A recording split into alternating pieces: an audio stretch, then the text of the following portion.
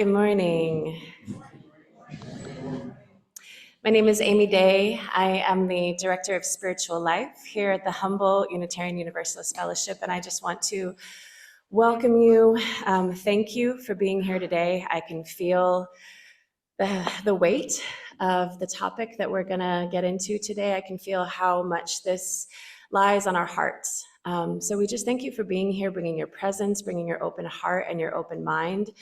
Our hope is always to create a space where people can feel welcomed and included. We don't have to agree. We don't have to see eye to eye on everything to meet one another in deep compassion and love and respect. So what we aim to create here is a space where you can bring your whole self and be met with love and deep respect, just how you are. So thank you for being here with us today. I want to take a moment just to read some words. We're really good, us UUs, at talking very articulately about the type of people that we are and aspire to be. And it's a much more difficult thing sometimes to embody that and to practice it, especially when things feel triggered inside of us. So I just wanted to bring these words into this space with us here today as we welcome ourselves and one another into this time. I do want to let you know that today is not a traditional service. So if you do have children with you, we don't have a story for all ages. So this is actually a great time if you have children with you to bring them down to the classroom, because we won't have a time to dismiss them later. This service is going to be a little bit different than what you're used to. So kids can go down to the classroom. We have care providers and snacks. Yeah. So these are some words from our website, actually. We are a caring community dedicated to the free and open search for spiritual, intellectual, and emotional growth. We aspire to provide a welcoming home to all who join us in pursuing justice, tolerance, and compassion, with respect for the inherent worth and dignity of every person. At our best, we know people are one and share this single, fragile planet. Yet we live in one of the most isolated and lonely times in history. Our shared work is to remember that we are not only our biographies, and that each of us has something to offer to our community and the world. Working together in community gives us the confidence and strength to expand our embrace until everyone is included in our compassion and care. At this moment, I'd like to invite you just to take a breath. If you'd like just to center in, feel yourself arrive in this space, feel where your body connects with your seat, your feet on the ground. Want to go out? Each week, as part of our sacred observances, we pause to acknowledge that we gather today, many of us, descendants of white settlers, we gather upon unceded ancestral lands of the Wiyot. And the question is always, how do we take that work of the land acknowledgement and make it more than just progressive lip service, right? How do we take that knowledge, that knowing, and bring it into the practice of our daily life? And I believe this is part of how we do that. We show up in uncomfortable and brave and compassionate spaces to have the difficult conversations that need to be had. So thank you for coming and being willing to be a part of this here today. So you didn't know you were going to get to sing today, but you are. So I think there's a reason that all great spiritual traditions have some form of chanting or singing, because it opens us, it takes us out of here and it connects us to our heart. And this is really where the transformative work of our time, I believe, needs to take place. So at this time, I would like to invite you to rise in body and or spirit. And we are going to be our own gathering music here today. Our voices, our hearts, our breath commingled. And can you turn to page 1009? And so you'll have to forgive me. I am not a trained song leader, so I need your help and your enthusiasm. We're going to start off just with the first part here, and we're going to take a break and we'll learn the other two parts. It's going to be beautiful and amazing. So I'll start us off, and you can join in as you know it. When I breathe in, I'll breathe in peace. When I breathe out, I'll breathe out love. Again, when I breathe in, I'll When I breathe out, I'll breathe out love. So there's this lovely kind of bottom part to kind of give us a foundation, and it's just simply breathe in, breathe out, breathe in, breathe out. So I'm going to ask you folks at the back there, if you could be our foundational, our pulse, our heartbeat at the back. And then we come in, there's a third part here. When I breathe in, I'll breathe out peace. When I breathe out, I'll breathe out love. Let's do it together. When I breathe in, I'll breathe in peace. When I breathe out, I'll breathe out love. Okay. So y'all have your assignments at the back. Let's have this part be that lovely high part you just learned. Yeah, you ready for it? You'll be the third one to come in. So let's have our heartbeat in the back start us off. Breathe in, breathe out, breathe in, breathe out. When I breathe in, I'll breathe in peace. When I breathe out, I'll breathe out love. When I breathe in, I'll breathe in peace. When I breathe in, I'll breathe out love. When I breathe in, I'll breathe in peace. When I breathe in, I'll breathe out love. Again, when I breathe in, I'll breathe in peace. When I breathe out, I'll breathe out love. One more time. When I breathe in, I'll breathe in peace. When I breathe out, I'll breathe out love. Thank you. So there's a few more seats up here, and we have a few sprinkled throughout. There's also a few more chairs, I think. We can make all of this work, yeah.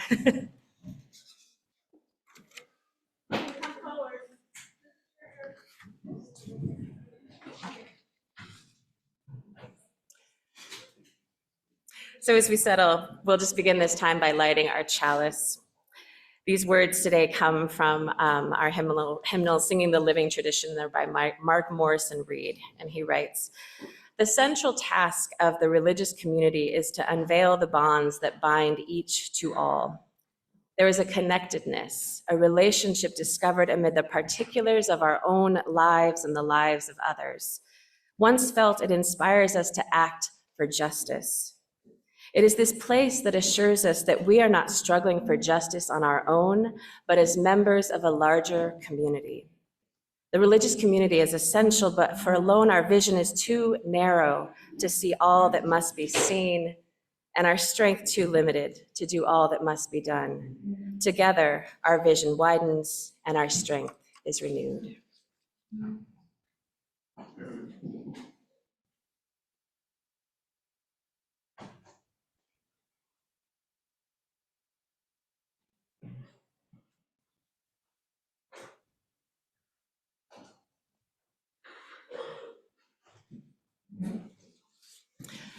Will you turn to the back of your order of service? I apologize, some of you got the big version that came later. There may not be a back part, so just share with a friend. Our aspiration is just a way, again, that we like to remind ourselves of the type of beloved community that we are striving to create in our time here together and when we leave this space. So will you join me once more in just reciting and affirming our aspiration? May love be the spirit of this fellowship. May the quest for truth be its sacrament and service be its prayer, to dwell together in peace and to seek knowledge and freedom and to help one another in fellowship. This is our aspiration.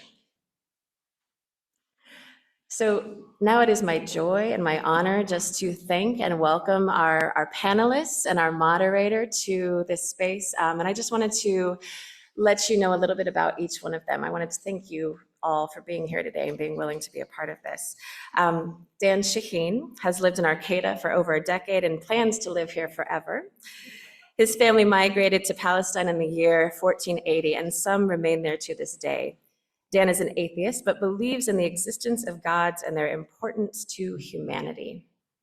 Rabbi Bob Rottenberg has served for close to 50 years as a voice of reason and compassion, working with Jewish communities and the community at large in rural New England and now in Humboldt County. He is a participating rabbi and member of Temple Beth El in Eureka and a member of the Anti-Semitism Task Force. He's a leader of the True North Organizing Network and a member of the Humboldt Interfaith Fellowship.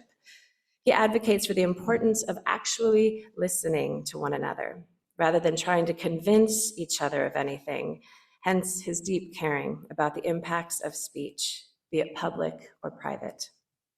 Corazon, a longtime activist, helped to co-found an international volunteer organization where volunteers worked as human rights accompaniment workers in Palestine, advocating for and standing in between the Palestinian families' property and bodies were under attack by Israeli settlers. And finally, last but definitely not least, I'd love to introduce you to Roy King, our moderator for today. Roy holds an extensive background in psychiatry, both within the sector of private practice, but also as a professor at Stanford University School of Medicine. He holds a PhD in math. I found this out yesterday. I was like, guys, all the degrees. It'll come later. In 2012, he also received his Master's of Divinity degree from the Pacific School of Religion in Berkeley.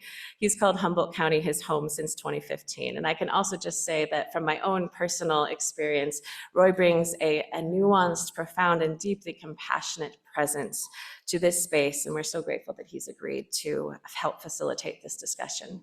So without any further ado, I'm going to step away and let him come and open up this time for us.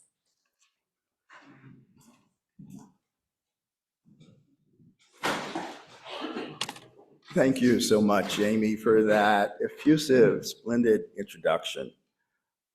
Well, today I'm the moderator for this highly relevant event. It's a difficult thing to do. I thought that kind of pondered channeling Desmond Tutu today. That would be helpful. And I also want to acknowledge and celebrate and lift up that we're in the middle of Pesach, Passover, and that is a container, one of the many containers in our process today. I would like to start off with a poem written by parishioner Brianne Hutchinson, inspired by the events of the last few months, entitled Meet Me. Meet me out in that field Rumi talks about, someplace beyond right and wrong, a place that is timeless and holds the full spectrum of human potential. Meet me. In that place where you feel safe to be yourself. Meet me there, so that I can exist wholly, safely, and completely drenched as myself. Meet me on the other side of your projections, your expectations, your judgments. I promise to be there fully to meet you with the wholeness that I am able to meet myself with. I promise to meet you beyond my projections, beyond my expectations, beyond my judgments.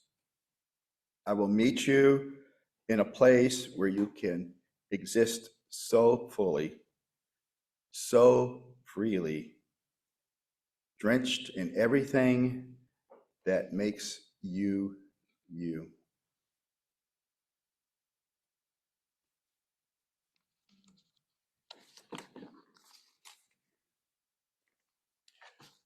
Now I will just introduce our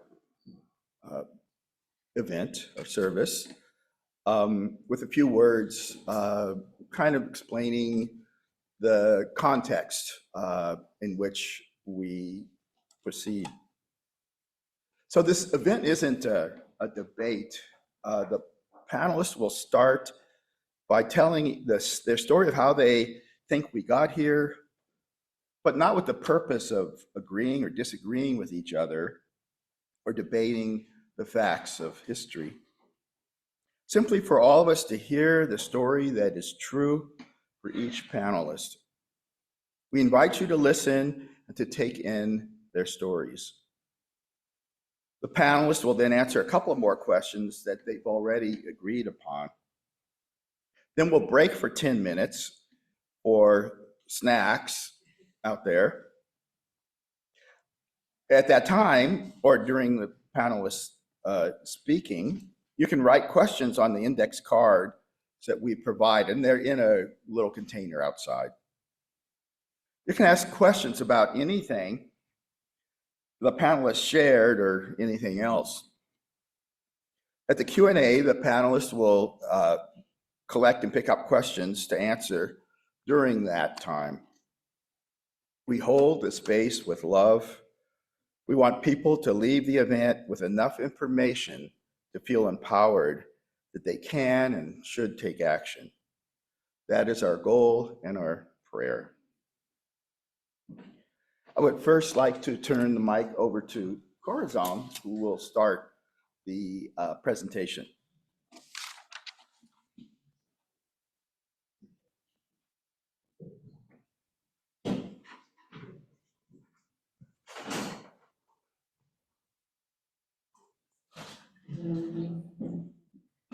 Hi, everybody.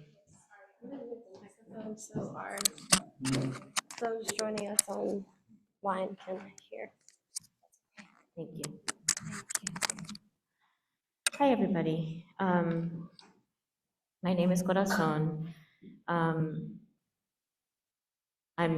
quite nervous, so I'm going to follow the song.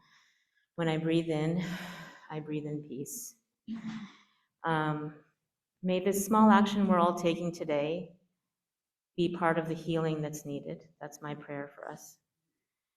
Preparing this talk has been difficult, and I'm from New York, so I tend to speak fast, especially when I'm nervous. So, but I do need to speak fast because I made a decision today I couldn't fit everything I wanted into this talk, and I couldn't answer all the questions that we chose.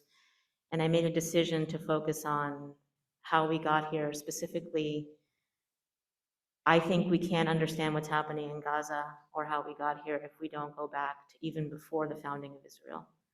So that's going to be my story today, but it means I can't answer a whole lot of other things. I hope you'll ask me questions later, because I have other stuff to share, but this was my decision. So the way I'm going to frame it is just, there's common myths or stories, especially in the US, that are believed about Israel and Palestine. And after this research I did, I found out even how much I didn't know. And I think it's revolutionary information that I want to share with you. So the first common story or myth that we hear about the formation of Israel is that an oppressed people, Jewish people running for their lives, formed Israel heroically against all odds, being outnumbered by anti-Semitic Arab armies, fought bravely and declared the state of Israel. And that land rightly belonged to Jewish people. To any Jewish person, no matter where they were born in the world, that land belonged to them, due to ties to the land that went back to Roman times, to biblical times. And in terms of the war, regarding the violence and the ethnic cleansing that Israel has been accused of by some, the myth is that, yes, there was violence and fighting, and that, like in any war, Israel, the Zionists did what they had to do, and some of it was brutal, but they had no choice because they were trying to prevent a second Holocaust. They didn't ethnically cleanse the land, and most Palestinians left voluntarily because they were preparing the way for Arab armies to come to fight the Zionists. And that's the myth. And most people in the US who know about this, this is what they believe, this is what Israelis are taught. But in the 1980s, Israel declassified documents about the founding of Israel, and there were some brave Israeli historians who did research and revealed this information about the ethnic cleansing and the truth of what happened. Again, I don't want to use capital T truth. This is their story that I'm sharing with you. A lot of what I'm going to say today are quotes or paraphrasings of the work of the historian Ilan Pappé. I can't recommend his work enough. His book, The Ethnic Cleansing of Palestine, is revolutionary. So here's my understanding of the reality of the founding. In the Jewish religion, the land where Israel and Palestine is was never seen as a future secular state. In the Jewish tradition and religion, Jews were to await the coming of the Messiah at the end of times before they could return to that land. But in the late 1880s, that started to change. Zionism started in Central and Eastern Europe, and it began for two main reasons. People were wanting to create a safe haven for Jewish people due to the persecution that was happening in Europe. And as part of that, Judaism changed from being not only a religion, but also a nationalist movement, a movement to find a homeland where Jewish people could feel safe. So,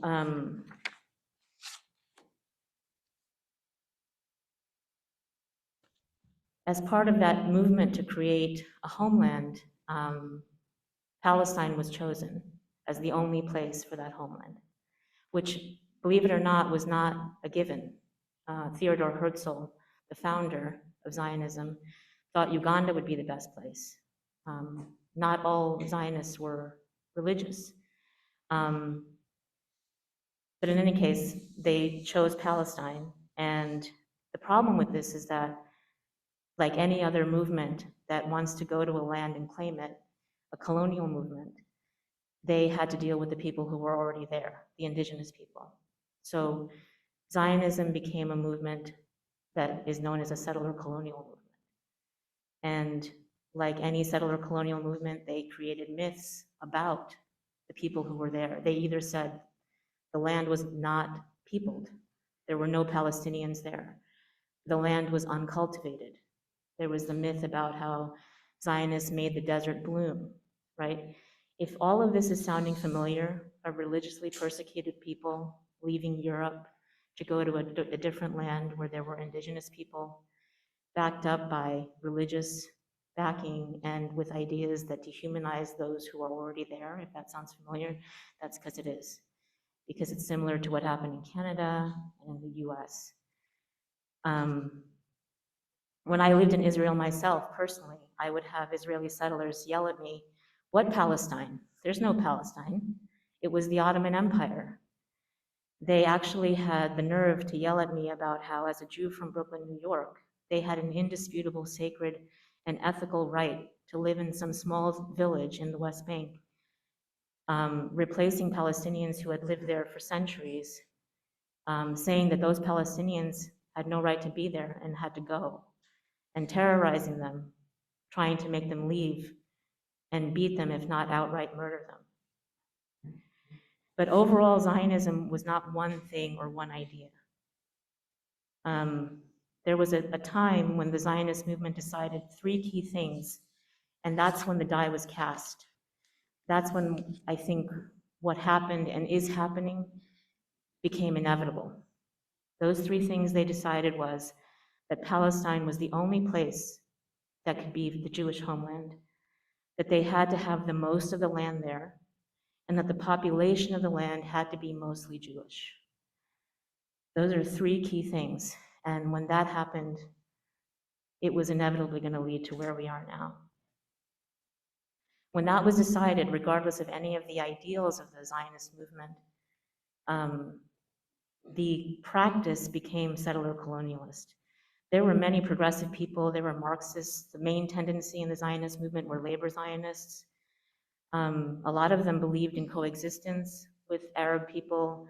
They said they were against the expulsion of civilians. They, very progressive. One group was called Mapam.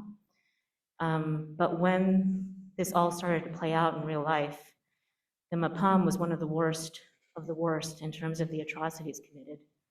Murder of people, mass murder, looting. And they believed in no settlements on Arab land, but when the time came of 12 new settlements created during May and June 1948, 6 were from that group, related to that group, Mapam. So this shouldn't be surprising, and the Zionists were not, different than lots of other movements. This happened, Zionism started in the 1880s, and this was the age of colonialism. And the Zionist movement was a European settler colonial movement. They wanted to have universalist values, and they did, and they were fighting for a just cause. But when they decided to be colonialists, they couldn't practice those values. Similar to Israel claiming to be a democratic state and a Jewish state. You can either be a democratic state with equal rights for all, or you can be a Jewish state, in which case you'll be a racist apartheid state, which is what Israel is today. There is no example ever of any settler colonial movement that wanted to allow the native population to stay. The only example would be South Africa, and they did that by maintaining apartheid. So now I'm going to talk just a little bit about the myth about Palestinians. The biggest myth in the US is that Palestinians never missed an opportunity to miss an opportunity, meaning they are seen as never being willing to compromise or accept a deal for peace. And right underneath that idea is the idea that the reason they're like that is because they lack reason, which is right near the idea of them being inferior, which is right near the idea of them being animal-like. And this is very clear in Israel, and less explicit here in the US, I think, but in Israel it's very clear. You can't trust an Arab, is the saying. They'll knife you in the back. Also underlying the myth is the idea that Palestinians didn't compromise because they hated Jews, because they were anti-Semitic, not because of their own national interests or their culture or whatever. It was just simply the blind hatred of Jews. Here is the reality as I know it. Before Israel declared itself a nation, the land was under the control of the British, and before that, it was the Ottoman Empire. Palestinians had been living there for hundreds of years, and Jewish people also lived there, but in very, very small numbers. So Zionists chose a place where there were other people who were already building a national identity and had aspirations for independence and self-determination from the British. So this is one of the heartbreaking things to me, is like there are parallels between these peoples, right? They both wanted independence. They both wanted a place to call their own, a place to feel safe. And the British were supposed to attend to the needs of both the Palestinians and the Jewish people. Palestinians watched as Iraq, Transjordan, Egypt, Syria, and Lebanon achieved national independence. But for Palestinians, they were made offers that were always in disfavoring them, even though they were the majority, even though they had been there for hundreds of years. So the Peel Commission is an example where they were not even offered a state. Jewish people were offered 30% of the country, and Palestinians were not even offered a state. And they, of course, rejected this offer. And they're constantly criticized. But there's no reason why any people would have accepted these deals all along the way. Most Jewish people who were in the country at that time had arrived in the 1920s, and now they were being offered a state while Palestinians were not. Why would they ever accept a plan like this? The Zionist movement overall, as we will see by the words of the main leader, David Ben-Gurion, always wanted most or all of the land and knew it would take force to do so. And historians show document after document with these quotes and these plans. The only question they had, the Zionist movement, was how to do it, given different things. So given the British troops that were there, given their numbers, how to find opportunities to escalate violent attacks, how to keep public opinion on their side, how to fight, how brutal to be. There were debates. Should they kill women? Should they kill children? They openly debated these things in private. How to get arms and be trained. They learned and they tested and they planned and they made it happen. War crime after war crime. In 1937, 10 years before the UN partition plan, Ben-Gurion said, he told them such a reality, the Palestinian majority in the land would compel the Jewish settlers to use force to bring about the dream, a purely Jewish Palestine. So one of the key points I want to leave you with is, before March 1948, the activities of the Zionist leadership could be portrayed as retaliation for hostile Palestinian or Arab actions. However, after March, this was no longer the case. The Zionist leadership openly declared 2 months before the British left that it would seek to take over the land and expel the indigenous population by force, using something called Plan Dalet, what's known as Plan D. These are documents that were discovered by the Israeli historians. Ben-Gurion told military officers in October 1947, he told the general that he wanted to create a military force able to repel a potential attack from neighboring Arab states and to occupy as much of the country as possible, and hopefully all of it. 6 years before the UN partition plan that everyone is familiar with, in 1942, there was a Biltmore conference where they talked about a plan to take all of the country. And these plans came to fruition. So one of the other myths is that the Jewish forces were completely militarily outgunned. And this is actually not true. The Zionists were trained by the British military, some of the people in the British military. And they also created a network of collaborators.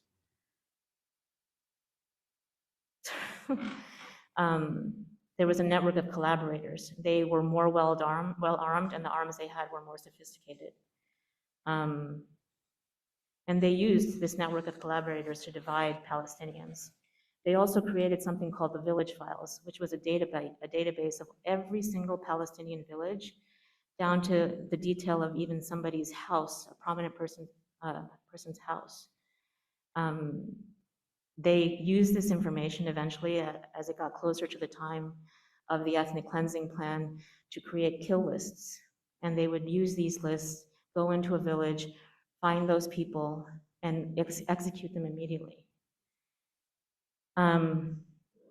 Plan D was an explicit plan that gave orders to the military, the Jewish military, to go into villages for the purpose of mass expulsion and mass murder. And they always blew up or burned the houses down, because it wasn't just about removing them. It was also about making sure that they couldn't return. The myth that's told in Israel is that people left voluntarily. They were encouraged by Arabs to leave voluntarily so the Arab armies could come, and they wouldn't have to worry about the Palestinians getting in the crossfire. But in fact, more than half of the people who were expelled from Palestine as a whole were taken out, were expelled from their homes before the Arab countries came in mid-May 1948. More than half. So this whole idea that Israel was fighting defensively, and then the Arab armies attacked and they had to do what they had to do, and that the Palestinians just left, this is all not true. Now you might be wondering, how could such a crime, and when I say crime, I'm really not exaggerating. The accounts show, account after account of village after village, where the Jewish forces would go into a defenseless village and murder the whole village, expel the whole village. They openly agreed that they would stop separating what they called the innocent from the guilty. At one point they said, we won't attack women when we go to this mission. And then after that they said they were removing that restriction, that it was too cumbersome. They openly talked about including children in the murders. I'm sorry, it's very hard to talk about this. The other part I want to get across to you is that I was in Palestine. I lived in Palestine and Israel, working with people who were being attacked by settlers. And so when I read all this information, it all started to make sense. And the thing that hit me the hardest was that all of the things that the Zionists did before the formation of Israel to prepare for this plan of ethnic cleansing, all of them except the mass murders and mass executions are still happening, that they're using all the same tactics, the network of collaborators, the surveillance, the dividing people against each other in the communities, and the burning of their property, the intimidation, the coercion to leave. What I realized is that the ethnic cleansing never stopped, that they are limitations now to what they can do. They can't just go into a village and one-to-one murder 50 people, 100 people. But they do it from the sky. Then I realized that that happens from the sky. Western militaries don't use 2,000-pound bombs to bomb crowded city areas anymore, for the most part, because they can create a crater 40 feet wide and kill so many people. But Israel has been using these 2,000-pound bombs in Gaza extensively. Now, that's not the same as walking into a village with 100 soldiers and personally shooting 30, 50 people. But I think it's very similar. And the International Criminal Court did an investigation, I think, in 2014, accusing Israel of willfully killing people, because that's the other myth, is Israel's only ever fighting defensively. They're only ever.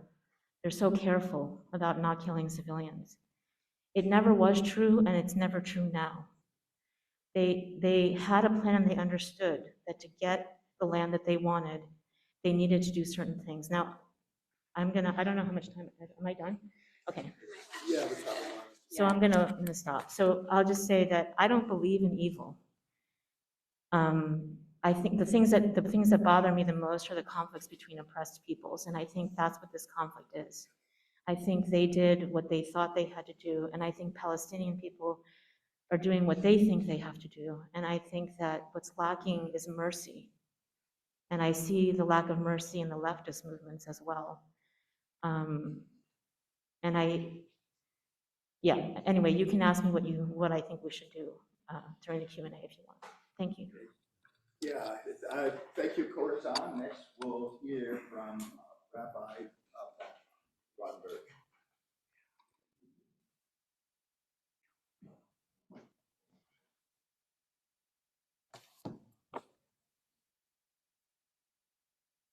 I'm a little concerned about this microphone. Seems to me it's very echoey. So let me know if what's the best way that you can hear me? Closer. Sweet. All right. All right. Well, thank you all for being here. We were asked to give our perspective of how did we get here. So here's my perspective, and you're going to hear some similar things that you just heard from Corazon. These will be coming from my perspective. Still, how about that? Yeah. All right. So I've been thinking a lot about this question of how did we get here, and two experiences of Jewish reality emerged that may help explain things from a Jewish perspective. Those are homelessness and inherited generational trauma. Can I say that again? Homelessness and inherited generational trauma. Let me take a walk back into history. Unlike most indigenous peoples, we Jews have always been wanderers looking for a place to call home. You could easily say that we are the original, "You're not from around here, are you?" people. In fact, the original biblical name for what became the Jewish people is Ivrim, which means those who cross the river. Ivrim became Hebrews. So the original name was, "You're not from around here, are you?" So yes, we're the river crossers. We're not from around here. And for 3,000 years or so, we've been in search of that place to call home. A search that has allowed us to stay in one place or another for a certain period of time. But that time has always ended with us being forced to pack up and resume our wandering. And of course, wherever we are, there have always been other people already there. For over 1,000 years, the Jewish kingdom existed in parts of what we know as modern-day Israel and Palestine. Remember King David and King Solomon? They reigned about the year 900 BCE. And with one exception, during the Babylonian Empire, the Babylonian exile in the mid-500s BCE, some form of a Jewish political entity existed until the Romans destroyed the temple in Jerusalem in 70 of the Common Era and expelled all Jews from what had been called their homeland. So yes, we've been homeless for a very long time. Now, about our inherited generational trauma. With the expulsion by the Romans, the Jewish diaspora started. 2,000 years of wandering through the Middle East, through Europe, through Russia, never knowing how long we would be safe in any one place. We Jews were tolerated in many countries for various reasons in varying amounts of time. But sooner or later, we were forced to either convert or leave or die. Imagine knowing somewhere deep in your kishkis that the expulsion order, or worse yet, that collective death sentence, is out there just waiting for the right time and place. This is the inherited generational trauma which every Jew experiences, even if their particular family has felt safe in one place for 100 years or more. I can safely say that there is not a Jew alive today, anywhere in the world, whose life has not in some way been shaped by this inherited generational trauma. By the mid-1800s, this reached a breaking point. Anti-Semitic activity in Europe and Russia reached a fever pitch. The Jews in Europe started thinking about finding a place to live where we could feel safe. The thinking was, they hate us here, so wouldn't everyone, Jews and European Gentiles, be better off if we Jews could find some other place to live? Thus began the Zionist movement, making use of the biblical name for the old homeland. I'm going to take a break for a minute and let people come in. There are some seats up here, guys. 2 seats, one on the side.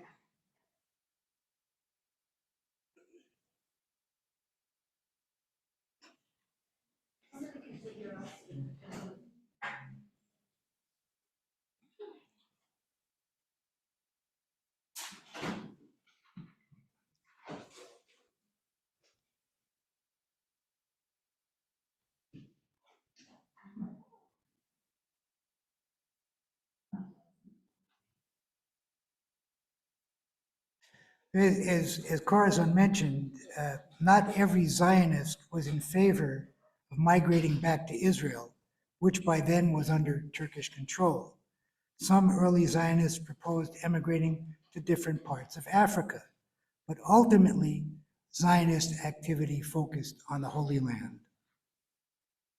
In perhaps one of the most colorblind declarations ever, Zionist leaders referred to the Holy Land as, quote, a place with no people for a people with no place, or a land with no people for a people with no land. Right? And by the way, I just heard a take on this the other day, that concept of people was, and this is what you would call a spin, that there was no, quote, organized country people, right?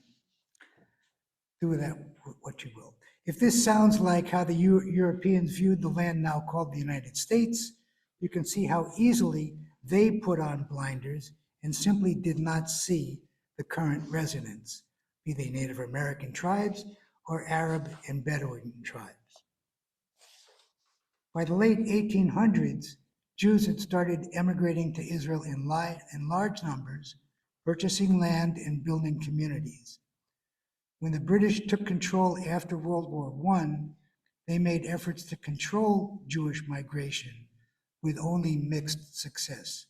Remember the movie Exodus with Paul Newman?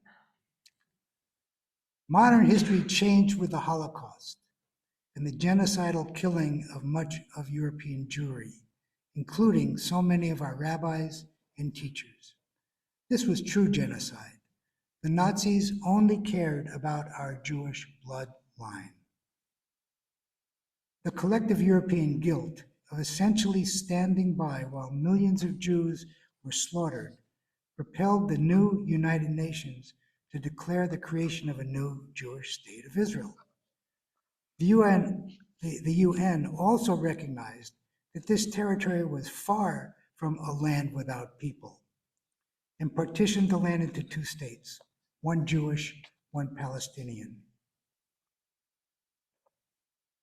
One product of the Holocaust was the emergence of a never again mentality among Jews throughout the world. Never again would we stand by and allow what had happened during the Holocaust to happen again. The Jewish state of Israel has from day one always been on defensive footing, having survived 3 major wars of conquest by its Arab neighbors. But the 1967 Six-Day War changed everything, as Israel captured the West Bank, the Golan Heights, and the Gaza Strip. This, in my mind, is where the current situation really has its roots. Overnight, Israel became an occupying force, taking on the responsibility of caring for and trying to control the millions of Palestinians living under their control. As we all know, it hasn't gone well. Palestinians in the occupied territories quickly became an oppressed people, subject to the same forms of degradation we've witnessed with South African apartheid. Palestinians became Israel's workforce, much like migrants in this country and the blacks in South Africa, but they have never been given the opportunities and benefits that should come with citizenship.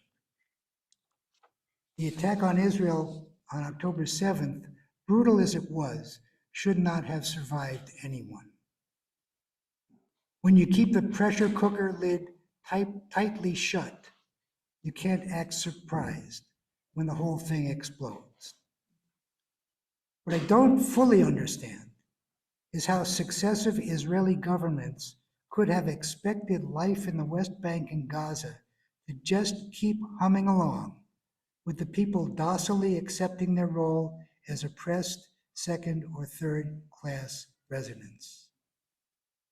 As we sit here today, we are looking at 2 governments that essentially hate each other.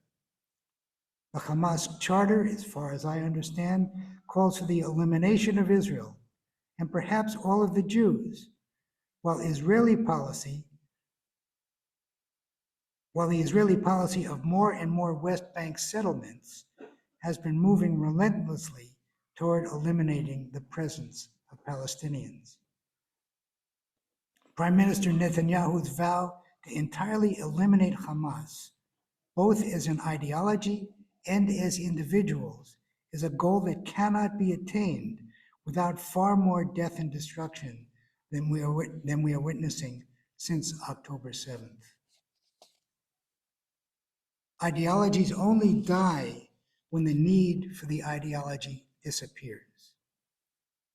What would it take to destroy Hamas? I suggest that this will only happen when the Palestinian people become first-class citizens, either of Israel or a new Palestinian state. This is something we know that current Israeli policy absolutely opposes. I am now and have been a firm supporter of a two-state solution, one that guarantees the safety and well-being of all citizens. Two states that respect each other, that work together to solve common challenges, and that renounce any goals of elimination of the other. We're far from that reality now, but I also am a dreamer and speak through the lens of our prophets, who would not allow current realities to get in the way of their visions of peace.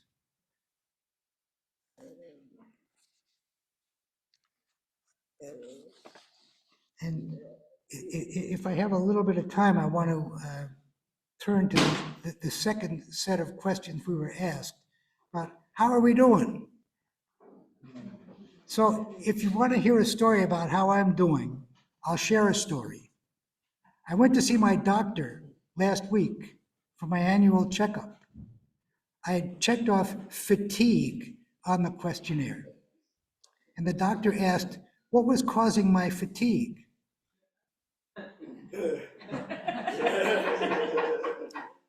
Thank you. I'm carrying a lot these days, I said. When she asked for some details, I simply said, I'm a rabbi. She smiled and nodded, and apparently, like the rest of you, she got it. There was nothing more I needed to say. So what am I doing? I'm trying to take good care of myself. I do my daily morning davening, my morning prayers, about 40 minutes of prayers that keep me focused on something other than myself or the world beyond my control. I try to listen as much as I can to people, not looking for answers necessarily, but looking to be in contact with people who want to talk to me. I'm helping to facilitate listening circles that our congregation, our synagogue has organized. Similar to our morning session here right now, these are not debates, not attempts to solve anything, not even discussions. They are simply an effort to create safe spaces where people can be heard and then can listen to others. These are not easy times, and there are no easy answers. Whatever answers there may be are most likely beyond my control and probably beyond all of our control. For me, the way to deal with any hopelessness that I may be feeling is to reach out to someone else and ask, how are you doing? And then truly listen to what they have to say. One of our prayers says, teach me to transcend sorrow with abiding contentment, for estrangement from you grows out of despair. Abiding contentment may be a tall order these days, but despair is no solution.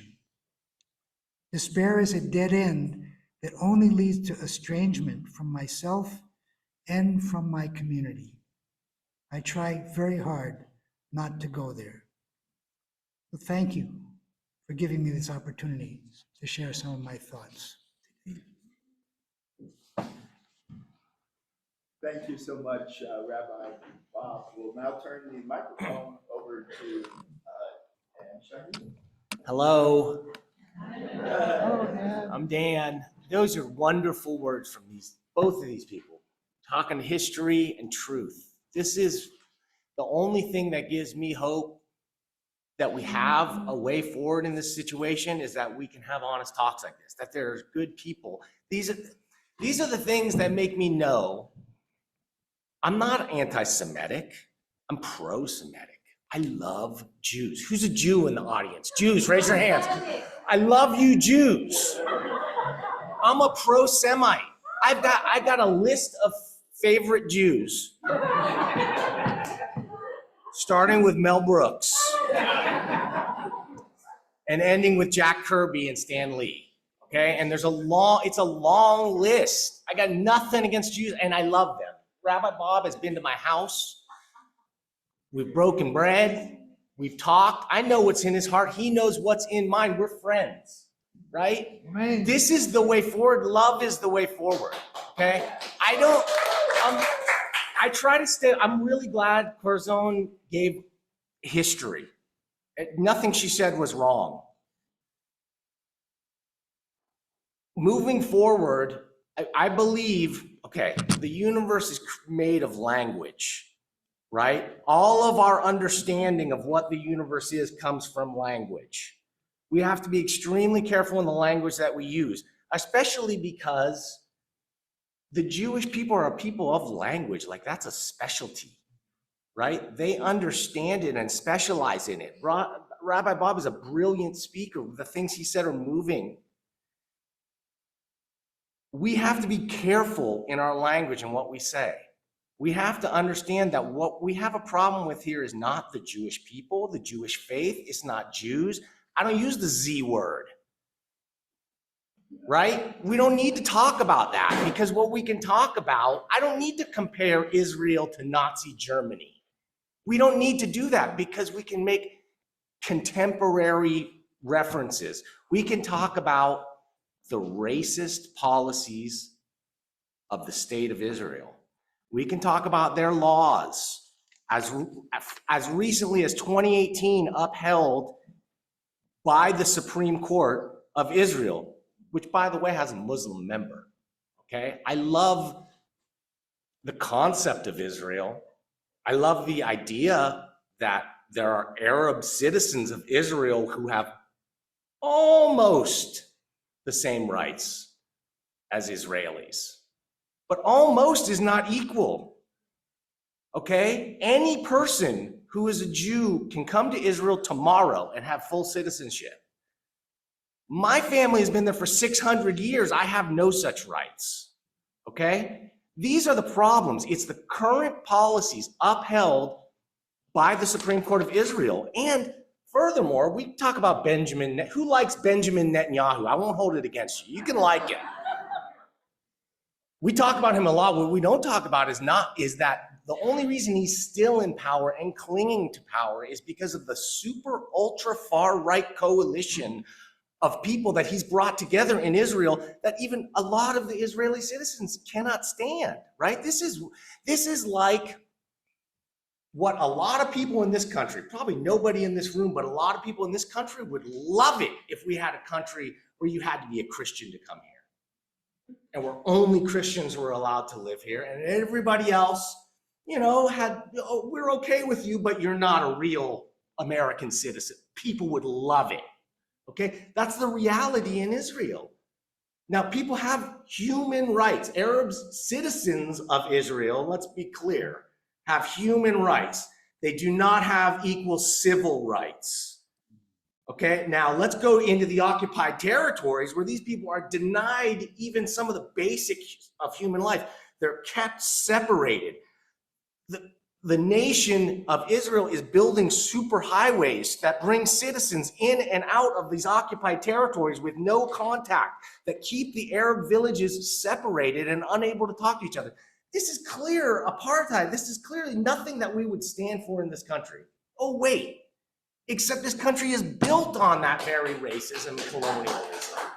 So it's extremely easy for us to sort of like understand, oh, I get it.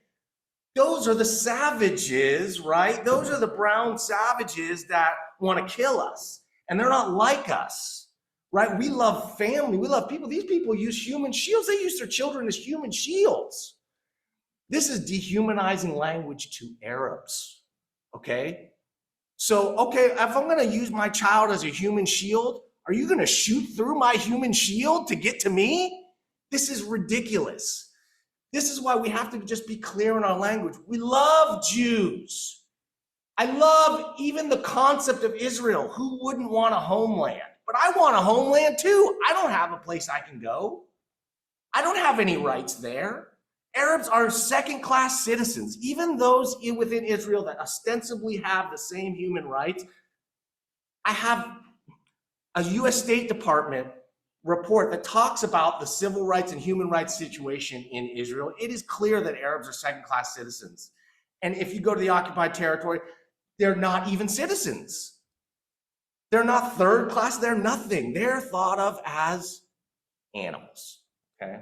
And we hear this in the dehumanizing language from Israeli propagandists like Netanyahu and Ben-Gvir and all of these guys that, look, nobody's a villain in their own story.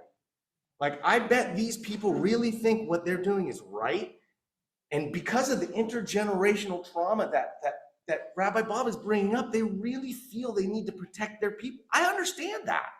This is the same as the Palestinians who feel they have been oppressed for 75 plus years, who feel like the world has turned a blind eye when they're in blatant violation of the Geneva Convention in the occupied territories.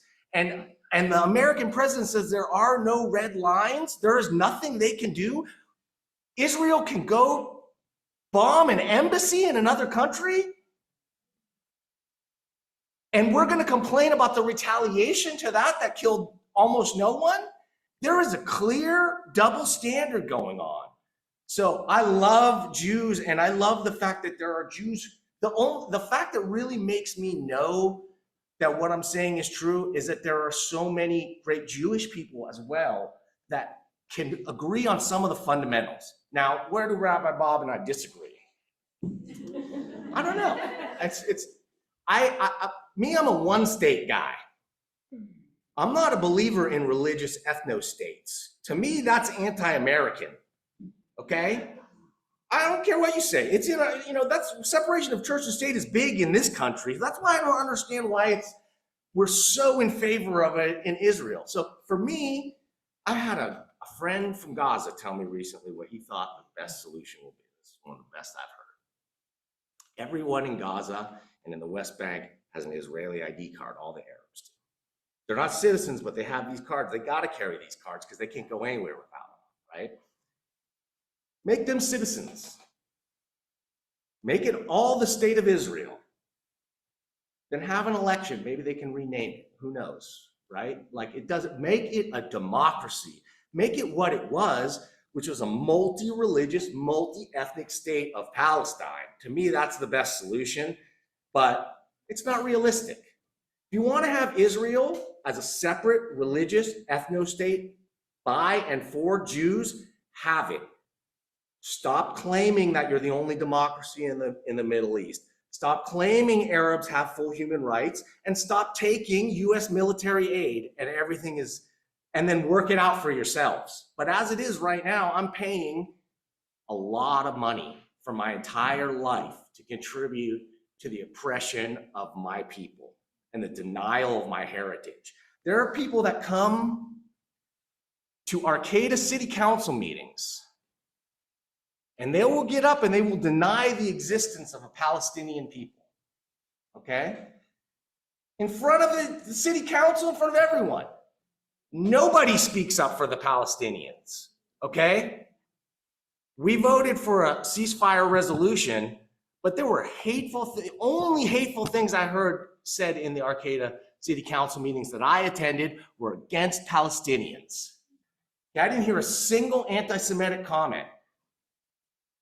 So this is the kind of thing that gives me righteous indignation. I feel it right now, right? You can feel, and this is what is motivating students on campus. This is why I'm glad this happened this week and not last week, because things have changed dramatically in the country in just the course of 1 week, okay? And why is that? Because I'll bet a lot of people in this room would not even be willing talk about this subject in public.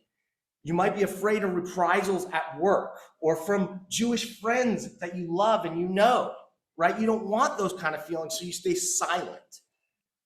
Students are young enough and inexperienced enough to think that being right is what will change the issue. But being right is not even 50% of what changes people's mind and solves a problem. I love their passion, and I love that they're willing to speak the truth and that they don't have as much to risk. They don't have as much to gamble when they get up and try to speak the truth and say what they believe. So I love them, and I love all of you people. Even I know some of you are against what I'm saying. And that has to be okay, right? We have to be able to talk about it, because the only solution for we're at the precipice now of the next step, guys, because you thought the ceasefire fight was a fight. When we're going to get into boycott, divestiture, and sanctioning of the racist apartheid state of Israel. That is the next phase. That is the only thing. That's what solved apartheid in South Africa. And that's what's going to do it here. Nonviolent economic protest against an oppressive regime. That's the way forward. And I hope that you guys will all think about it and know that somebody who participates in a movement like that does it out of love, not out of hate. That's my only message today. Thanks.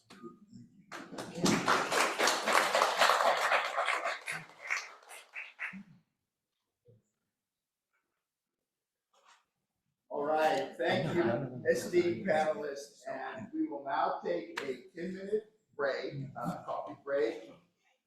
There are index cards out there on which you can write questions that you'd like for our Q&A session to address. Thank you so much. And our enormous display of questions for our Q&A session. I do want to first acknowledge brought to me by the community that this forum seems skewed to many in the audience. Many people here support Israel and feel that our presentations were somewhat biased.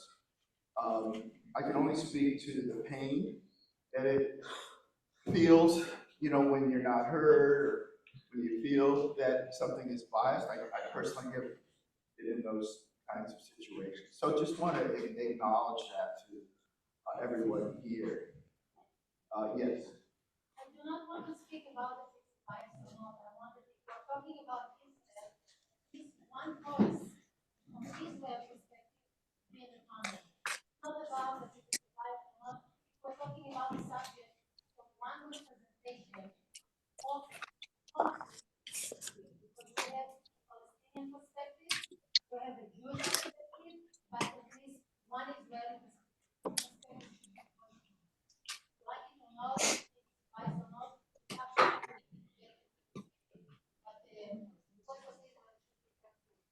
Okay, thank you so much. Let's begin with the first question. And the groundwork will be that each speaker will have about 3 minutes to answer their respective question. And we'll start with Dan. This is why was advocating for a two-state solution omitted from the resolution passed by the Arcata City Council? Yeah. Yeah. We talked about it. I think we talked about it for sure when the language was being discussed for that resolution. Ultimately, I was very much against advocating for any kind of solution, whether it's one state or two state, because frankly, it's a sovereign nation, right? America does not have the right to dictate to a sovereign nation what to do, and I feel like it should be settled between two equal sovereign nations, ideally. That's not the case right now, but I don't feel like it's up to us to advocate a political solution for a group of people that we don't have any sovereignty with.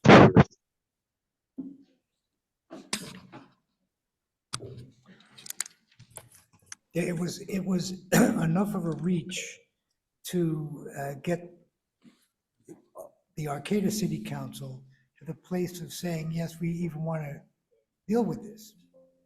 As you know, I'm sorry, it was already a stretch from the perspective of our city council to even address this issue. And I know the place that I was coming from was, what can we come up with that the 5 city, or at least 3 of the city council members could agree on, that could then be passed. And you can't pass, my sense is you can't pass something that's a laundry list of grievances, of requests, of everything else. Just, we're looking for something to say, here's where we are. And I think that what the city council came up with, and thank you, Meredith, for putting this together, was the best that we could do, and it was good. Good job, Roderick. Okay. All right, thank you. May we have another question? Yeah. We got thousands. Yeah, we have a servant question here, so. Okay, so here's one. It says, Well, I'm free. I from the can river to the rearrange. sea, Palestine will be But free. whatever works, honey, is an that's an anti-Semitic important slogan. issue. Why or why not? Where's the person at? As Dan was saying, at least I think what I was picking up from Dan, is that there's a difference between anti-Semitism and anti-Israel. Right? Unfortunately, the two get linked together very easily. So Oh, yeah. Oh, If- honey, I'm available all the if time. from the river to the sea, Palestine will be free, means a Palestine Yeah, no, free no. of I just Jews. let me read quick the thing to see if I put To blood me, on that's any other. anti-Semitic. If it's from from the river to the sea, Palestine will be free, a free place for everybody, anybody to live together, that may not be anti-Semitic. So it's really a question of what is the goal of that slogan? And is there a definable goal of that slogan? Yeah, so this was one of the things I meant to talk about in my speech before I got carried away. It was about language originally. And it's that, we have to employ very precise control of the language that we use. Now, this term from the, let's just like, when I was a kid, we used to diagram sentences in 6th grade. So if you were to diagram this sentence, what does it mean? From the river to the sea, Palestine shall be free. I don't see how you could interpret that as genocidal or anti-Semitic without having a predisposed agenda of what that means. Like if you just look at the sentence on the face of it, okay, what's really more important is that who cares? It is a slogan, and it's being used as you say a slogan that says people should be free, you're advocating for genocide, you're twisting the language. You're using the language as a weapon to dehumanize Arabs. That's what that does. When you say calling for a free Palestine is calling for the death of Jews, it is very similar to when in this country, when we freed the slaves, they were worried the slaves would uprise and kill all the white people, or that the Indians would rise up and kill all the white people. It's racist at the heart of it, right? So that interpretation of the slogan is extremely racist and dehumanizing. And if you use it in my presence, I'm going to tell you that. Just like if I were to use that slogan, you would say it's racist and anti-Semitic, you have the right to say that. But that's not what's in someone's heart. If that's not what's in my heart when I say it, and it's also, by the way, before you get into it's in the charter of Hamas, let's talk about what's in the charter of the Likud party about control of Israel from the river to the sea. Let's talk about the Israeli maps that they show on the news that show all of Israel as one contiguous country with Judea and Samaria instead of the occupied territories. Let's talk about that being genocidal. Let's talk about that rather than the slogan of a group of protesters calling for freedom being interpreted as genocide. Just think about how twisted that logic is. Corazon. Yeah, thank you. We're living in a country right now where chanting intifada on college campuses is being considered hate speech. Intifada, for those who don't know, means uprising. It doesn't mean I support Hamas. It doesn't mean I support everything the uprising ever did or has done or will do. The people who are chanting intifada mean all different types of things. Some of them may support Hamas. But to say that on a college campus you can't chant uprising, like during the South African struggle, people chanted Amandla in solidarity with people there, that you can't stand up with the word uprising. It just goes to show how totally imbalanced the situation is in this country with these congressional hearings going after students, forcing people to resign.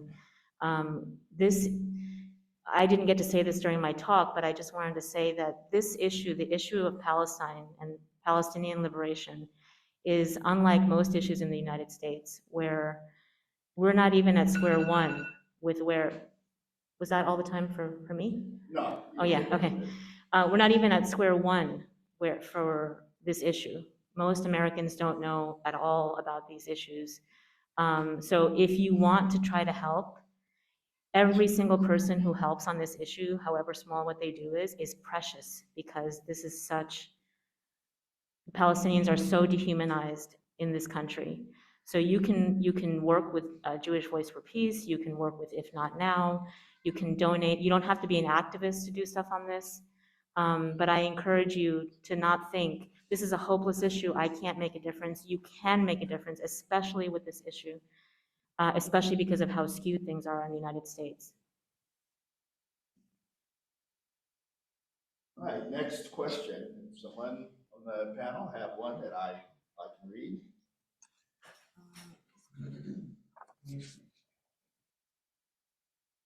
Almost can't read it. But the question is, how will the Trump administration change the situation?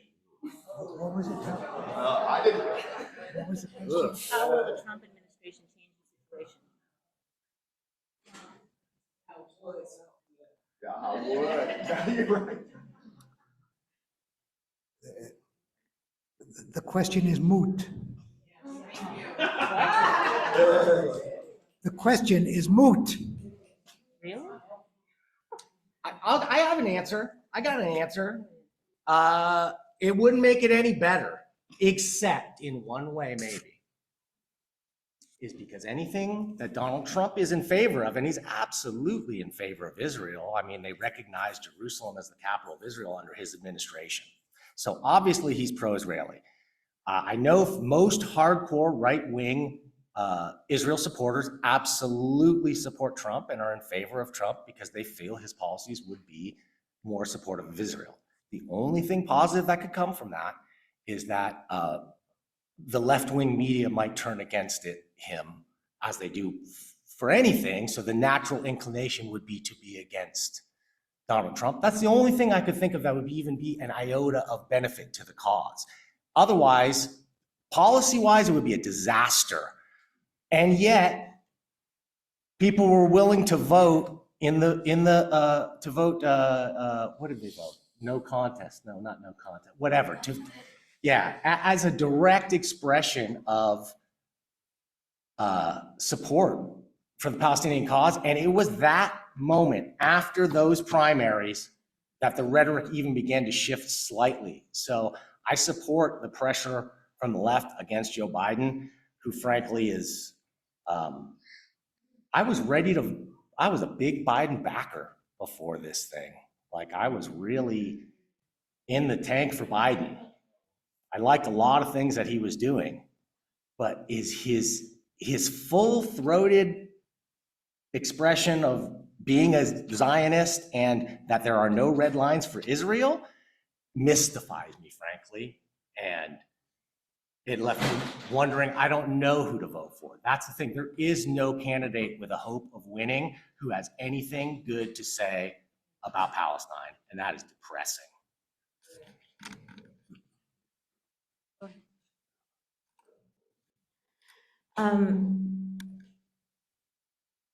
Actually, I don't think if Trump gets elected, that it would make much of a difference, because the people who analyze this information have seen that whether it's a Democrat or a Republican regarding this issue, there's very little difference in policy change. I'm sure Trump will make it worse. He did things during his administration that made it worse. But overall, the same thing that motivates politicians in the United States, which is the AIPAC lobby. There's a podcast I'm going to recommend by a professor from Pennsylvania. He had an article in Time magazine recently. He outlines how every single time there has been a war or conflict in Israel, which happens all the time, those conflicts were stopped when the US told Israel to stop. This is documented. This is not like. So if you think that not doing something, that you doing something won't have an effect, it's actually not true. We have a tremendous amount of power and in fact, the fact that there's the uncommitted vote against Biden happening in different states is causing an impact.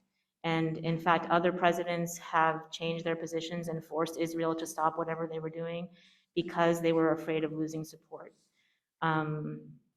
So I don't think it will make much difference, but what will make the difference is if we put pressure on the president and if the AIPAC lobby is stopped or harmed. If not now, another organization working in the United States, they have launched a campaign recently on AIPAC. So you can help them, contribute to them.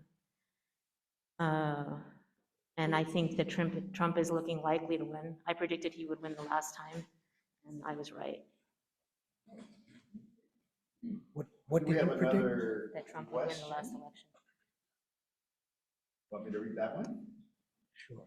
The question is, I have experienced and witnessed anti-Semitism in recent weeks. When I bring it up, I'm told that I'm taking away focus from the actual issue. How should I respond to this?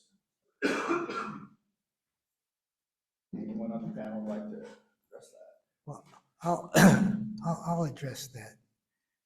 I think that it's important to be aware that anti-Semitism exists and is always looking for a place to lodge.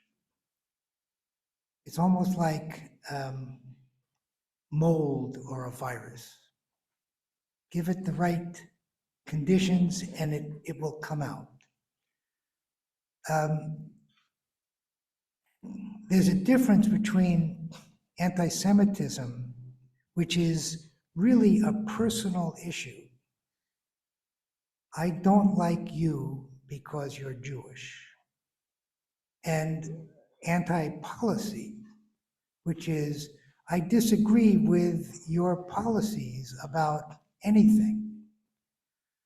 So anytime anti-Semitism comes up,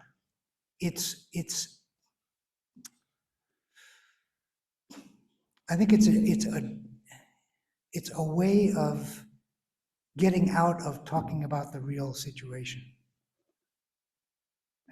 When I am accused of anything because I'm Jewish, then what is there to talk about? Right? I am Jewish. And what? You are? I am. I thought I told you that. And you know, there's that, it's not really a joke. It says you get 2 Jews in a room and you've got at least 4 or 5 opinions, right? You sit me down at a table, I'm going to have 3 or 4 opinions, right? But I'm still Jewish. So if you want to deny my ability to do anything because I'm Jewish, that's anti-Semitic. If you want to deny my ability to be in a room because I don't agree with your policies, that's something else again.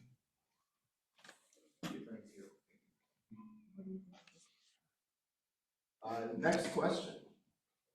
Yes, anti-Semitism is at an all-time high, continues to surge. Is it important that Jews have a state where they can be safe? I want to take out first. First of all, I don't think you could plausibly say that anti-Semitism is at an all-time high. Let's go to the 1930s. Maybe it was a little worse then, even in this country, let alone abroad. Maybe. And okay, so let's talk about anti-Muslim and anti-Arab sentiments too. Do you think those are at an all-time high or are they at an all-time low? What do we think? All-time high? Probably at an all-time high. So what I'm saying is I question whether anti-Semitism is at an all-time high, but let's say for a second that it is. The importance of having a Jewish state so that they can be protected from another Holocaust. I would like to see a Palestinian state where Palestinians can be protected from genocide, and I would like to see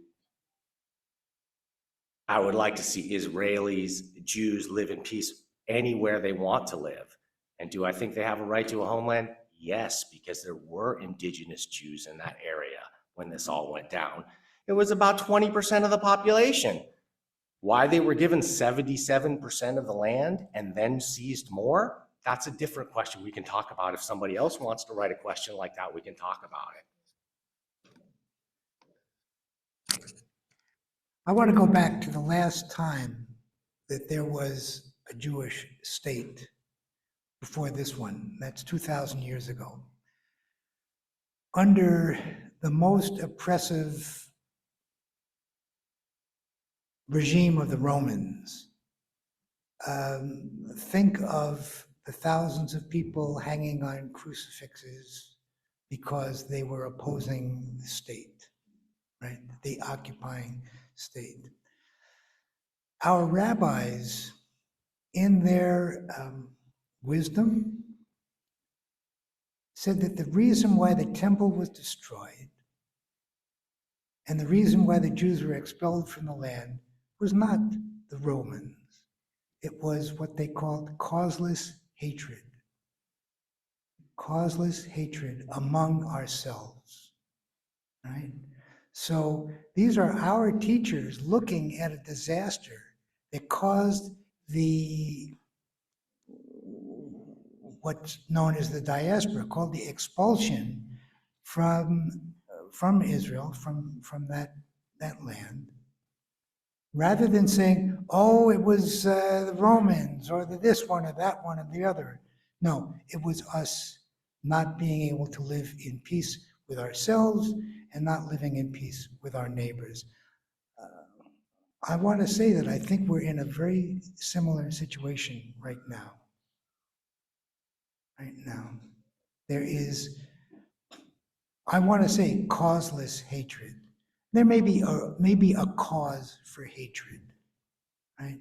But I think that what really is winning the day is what I would like to like the term causeless hatred. Yeah. I'm so glad this question came up because I can share about my experience in Israel. I was so blown away by what I saw in the Israelis being deluded. I couldn't understand how they thought that what they were doing was going to continue to make them safe. Like in the US, if we bomb Iraq and in Afghanistan, we make ourselves less safe. There are terrorists that can come and retaliate and kill some of us in a train station or something. But if you can imagine doing the things that Israel does. It's like New York doing it to New Jersey. Now, if you're living in New York and you're doing that to New Jersey, how can you possibly expect to be safe and at peace? Living in Israel, people, everywhere you went, people could ask you your religion at any point. You could be in the supermarket and a guard will come up to you and say, what religion are you? People walk around with rifles all the time everywhere they go. This is a people that are not safe in any way, shape, or form. And they live in a society that compels them to take military service. And so I also figured out, like, they create a system where everyone becomes complicit. And how can you then call out a war crime if it's done by your friend down the street or your brother or your father? So they create a web of complicity and denial and self-delusion. I would go to an Israeli protest sometimes and I would write a sign that said, Israel, save yourselves, stop killing Palestinian children. They're never gonna know even one day of peace, and they will not survive, which would be horrible if they don't stop and if they don't change. So the Israeli settlers, the worst of them that I lived in, the Hebron area called Hebron, they would do the worst attacks on Israel, on religious holidays. And yet people are shocked that some Palestinians might be anti-Semitic. Israel is committing these war crimes with the flag that has the Star of David. They claim to be the Jewish state representing all Jews throughout the world. And they say they're doing this for Jews. Why would anyone think that somebody might have a problem with the Jewish religion? In other words, they're digging their own graves, and it's the biggest tragedy that I saw, and I couldn't understand why they couldn't see what they were doing to themselves. But it's because they're indoctrinated and because they're so afraid. They live in fear all the time. They're both the biggest victim and the biggest conqueror at the same time. Very similar to the US, but not as bad. They have it worse. Sounds like victim blame. I would like My to- husband is not a Jew. He went to Israel many times. Nobody ever asked him if he's a Jew or not. But asked me if I'm a white, and I'm so upset if I'm white or not. Happened to me all the time. What a lie. People couldn't figure out if I was Palestinian or Israeli because of how I looked. Well, I would like to add, as a retired physician, professor, that, and I've done a lot of work on genetics, was one of my specialties in the last 2 years before I retired. Genetics of the Middle East and Mediterranean area. Judaism, being a Jew is an ethnicity, not a race. You can't tell by appearances. In fact, the idea of race is an illusion, although culturally it has profound implications on people's lived experiences. But genetically, there are minimal differences between Palestinians and Jews. Studies have been done. So we're not talking about race or racial differences, we're talking about ethnic differences in treatment.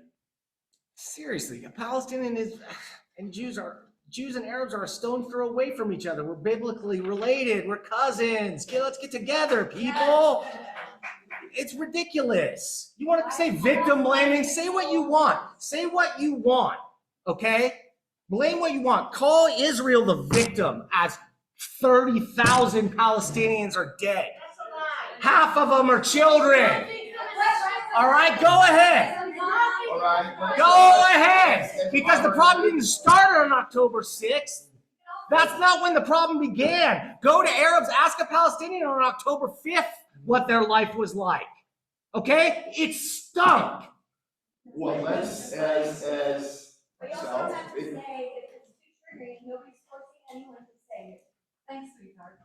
Well, no, I'm just saying that's the page here. Yeah. You should take the next let's breathe, have pause.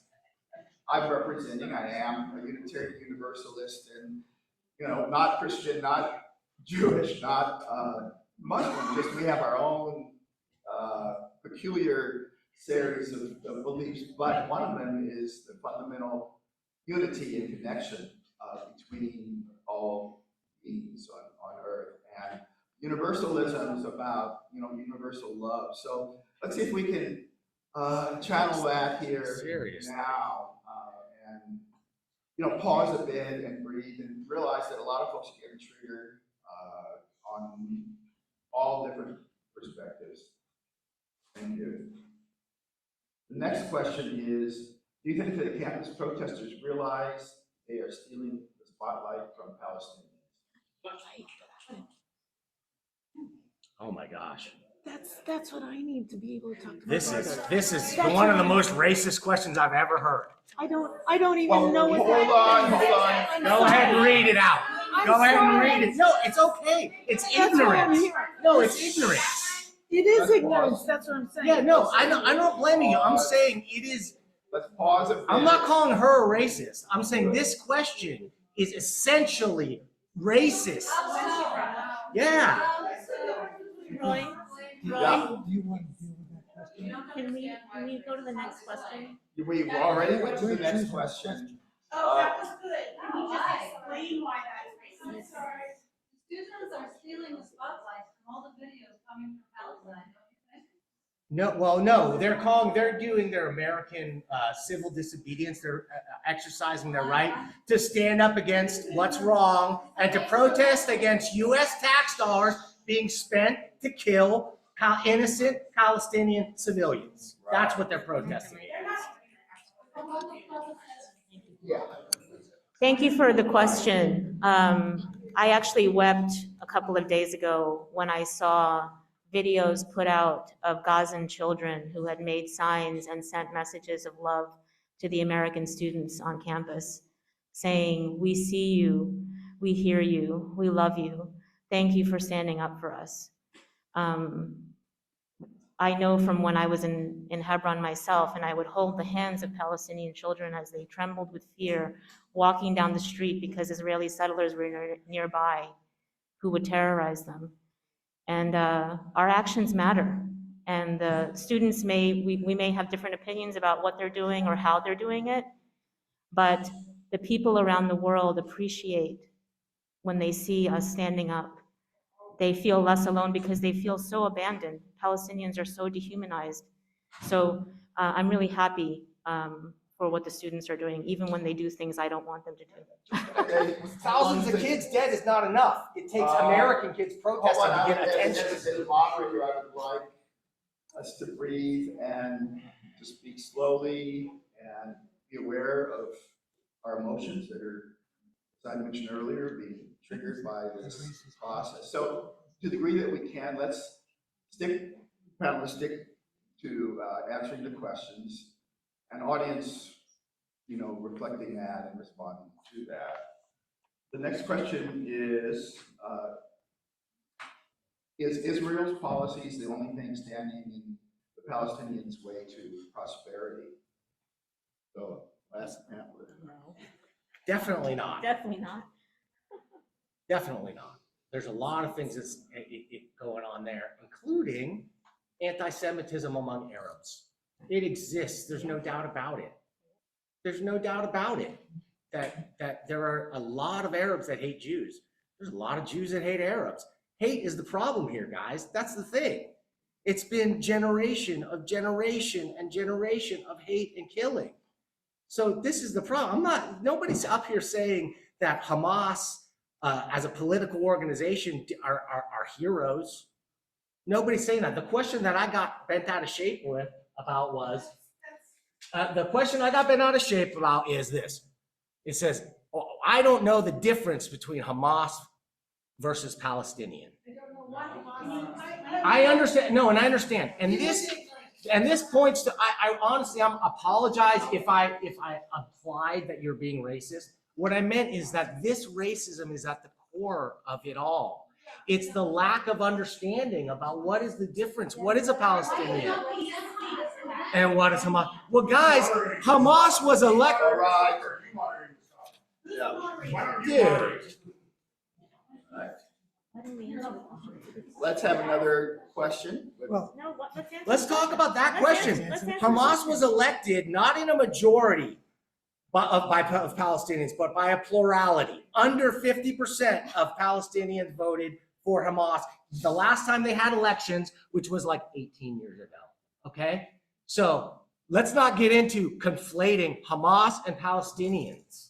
This is deeply offensive. This is deeply offensive, especially as a Christian Palestinian. There's Palestinians are not a group of people, just like Jews are not one contiguous block of people that all believe the same thing. There are great Jews, there are hateful Jews, there are loving Arabs, there are hateful Arabs. And it is the leadership in charge of both of these groups that is to blame. The people are the people that love. The people are the ones that want peace. The people are the only ones that suffer. The leaders do not suffer even for a moment.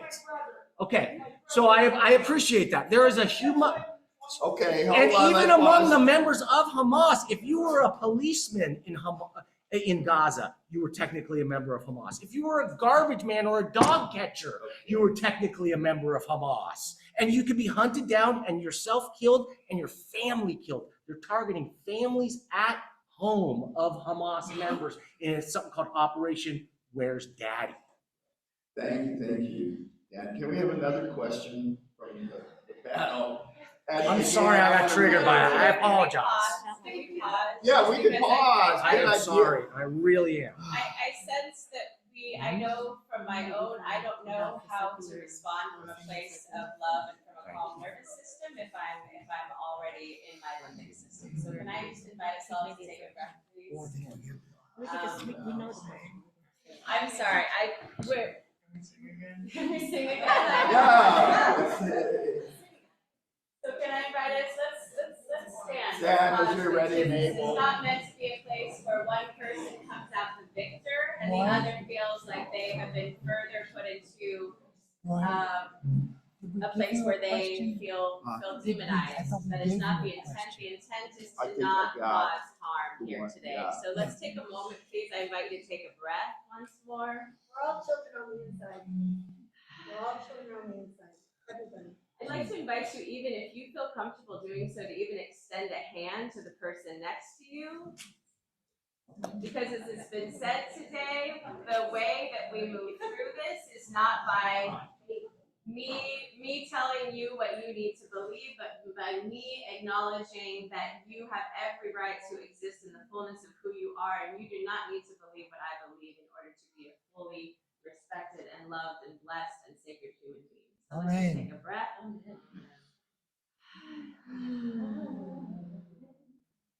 Let's sing. When I breathe in, I breathe in peace. When I breathe out, I breathe out love. When I breathe in, I breathe in peace. When I breathe out, I breathe out love. I invite you to look someone in the eye as you sing these words, please, and direct that to them if you feel safe to do so. When I breathe in, I breathe in peace. When I breathe out, I breathe out love. When I breathe in, I breathe in peace. When I breathe out, I breathe out love.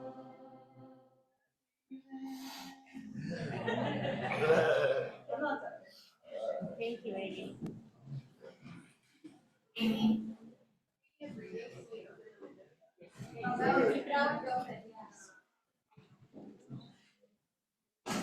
I remember the question. Corazon remembers the question. Wow. There's a question that was on a card and we can't find the card. So my memory of the question was, is there any hope for secular Palestinian leadership? Thank you. Anybody want to go on that? Palestinian and How about a Secular Israel? Palestinian and Israeli leadership.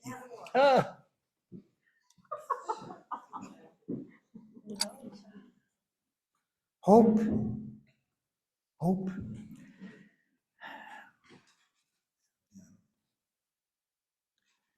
I guess the question really is, who controls the hope? Right? That if leadership is elected by the people that the leadership is supposed to represent, do the people have that ability to express their opinions through a ballot, through an election? So is there hope for that? That's, you could ask the same question here. Is there hope for an election here that works? That's up to us. So in Israel, in Palestine, when enough of the people believe that their leadership is not representing them, somehow or other that leadership changes. Yeah, I mean, well, the Palestinian Authority ostensibly is a secular organization in the West Bank. The Palestinian Authority is ostensibly a secular group in the West Bank. So yes, there is hope for that. Of course, if there's democracy and there's peace and people can vote in a fair and free election, there's absolutely hope. Now, if the divide and conquer strategy that has been used to keep separate leadership in the West Bank and Gaza, propping up, this is well known, propping up Hamas by Gaza from Israel, supporting them in order to keep peace at bay, in order to keep a unified Palestinian people from having a state. That's the goal. It's working very well. So is there hope? There is hope, but it's not within the control of the Palestinian people to make that happen. They are completely at the mercy of the state of Israel.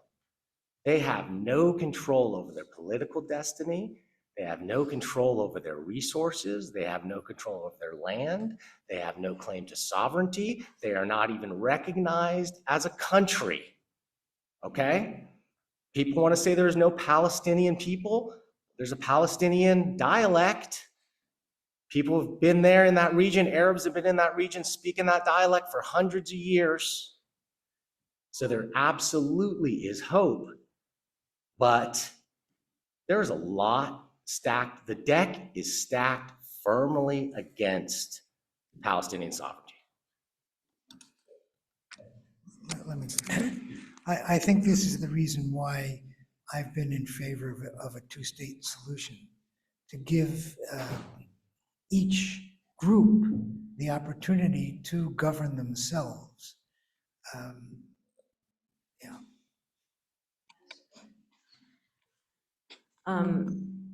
If you just look at the history of the United States, you can see the parallels. It's not surprising to find out that there's corruption and division in the Palestinian leadership, of course.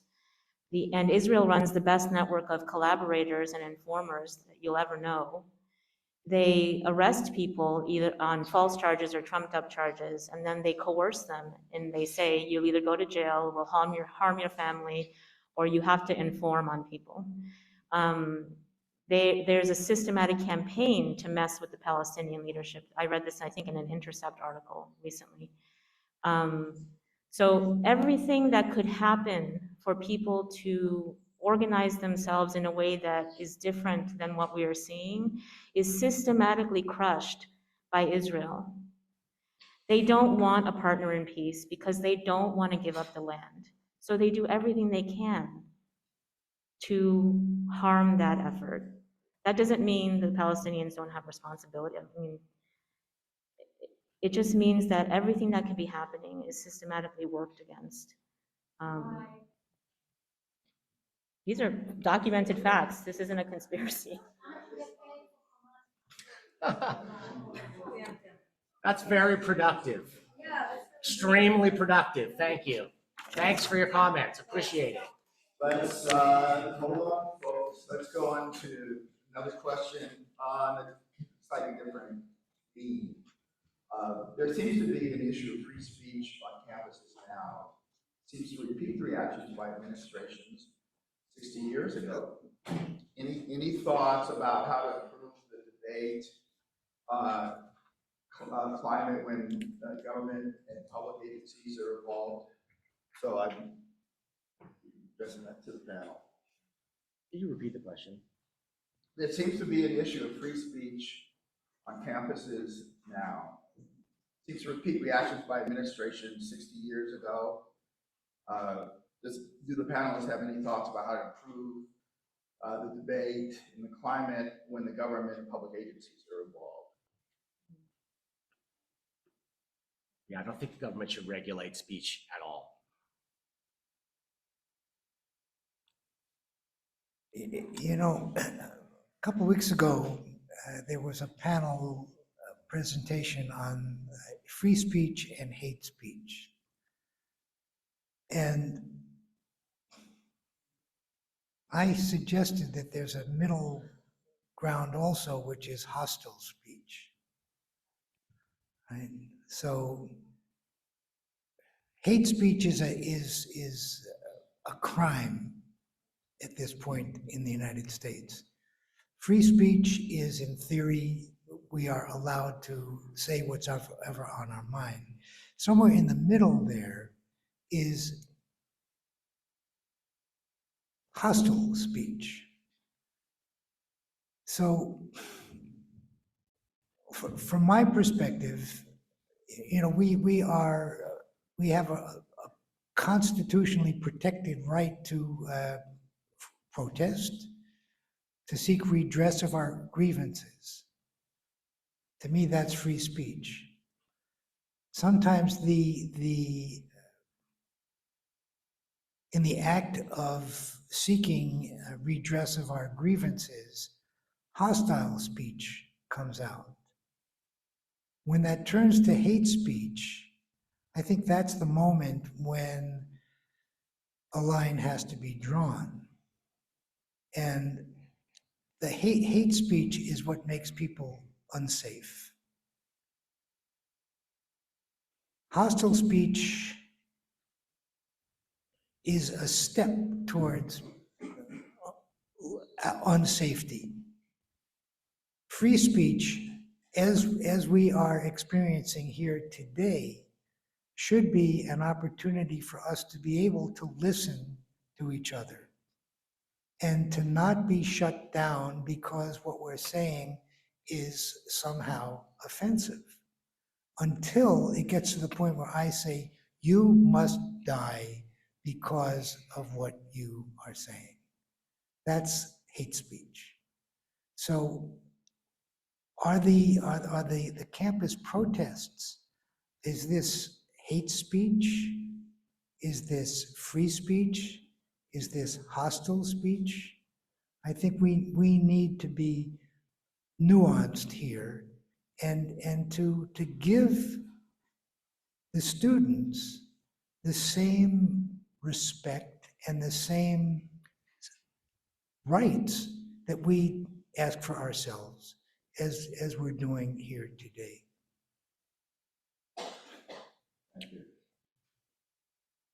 I'll just reiterate, I believe people should have the right to say what they want, even if there's hate in your heart. Excuse me, you're one of the panelists. As a panelist, when you take your turn, would you put the microphone? Oh, I'm in sorry. front of you? Oh, sorry. sorry, Susan. And just, then you're a So I firmly believe that free speech is an absolute right in this country. You should be able to say what you want. If you think I'm not a person, you should be able to say it. You can say it to me. It won't hurt me. It's just speech, right? We've got the right. In fact, it's important to know the hateful things that are in people's hearts. It's when we start putting restrictions against what people can say that they don't really speak their truth. They don't speak what's really in their heart. And there are people with hate in their heart. There are anti-Semites, there are racists. We've got plenty of them in our society, right? They exist. But putting up prohibitions against speech is not going to help that situation. All it's going to do is drive that speech underground and make those people feel righteous and persecuted.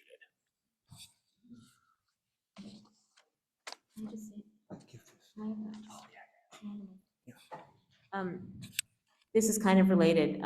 You might be surprised to know that if you want to read some of the best coverage to find out what's actually happening in Israel besides electronic intifada and other progressive sources, you can read Haaretz in Israel. Haaretz, excuse me.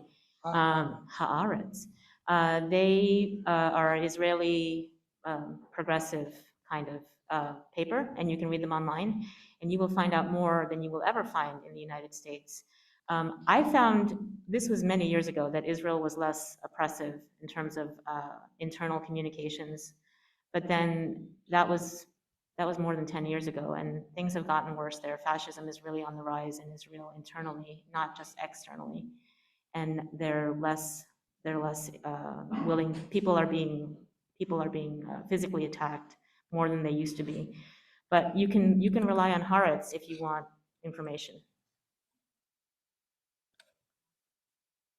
And speaking, speaking of Haaretz, this morning on Haaretz, there was a report that said that two different ministers within the Israeli government are both essentially saying, if you do this, it will bring about the downfall of the government, and if you do this, it will bring about the downfall of the government. Opposite sides within the government of Israel. So it's as if both these ministers are saying, I think that what I hope they're saying is that this government needs to fall and then start over again. Could you spell Haaretz. So Haaretz is land, Ha is the. So the newspaper is called The Land. Haaretz. So I have a question from one of our online viewers. There is great political, religious, ethnic, and cultural diversity within both the Palestinian and Israeli populations. How can we have a nuanced discussion that acknowledges the internal divisions in both communities? How do those divisions drive the conflict?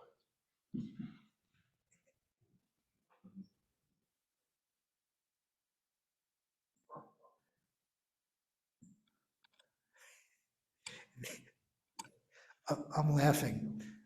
I'm sorry. I take this question very seriously, and I'm laughing because the question epitomizes exactly what we're up against, which is not being able to see the nuances, not being able to hear nuances, that there's black here, there's white here, and there's nothing in the middle. So until we here, as well as everybody else in this country, as well as the citizens of Israel, as well as the Palestinians, until we are able to see the nuances ourselves, right? And then hear the other people's sense of what their nuances are, we are stuck in what I refer to as causeless hatred. I think it's as much of a problem to say anybody who is Jewish is a supporter of Israel as it is to say anybody who's a supporter of Palestine is a terrorist, okay? By the way, language which is used constantly. My entire life, I've been called a terrorist by my friends. It's a joke, it's funny. When I grow a beard, I don't get to be a lumberjack or a wizard. I'm a terrorist, right? This is what I've had to deal with my entire life. So this is why it's deeply offensive when people say things like, how much is Hamas paying you to speak the truth? This is why I got a little bent out of shape right there, because that is one of the most offensive things I had to deal with in my entire life. I got 2 Palestinian kids in that room over there. And if the day somebody calls them a terrorist, and I know it's gonna happen, I don't know what I'm gonna tell them, you know? I don't wanna have to deal with that. But that is just a fact of life of being an Arab in this country.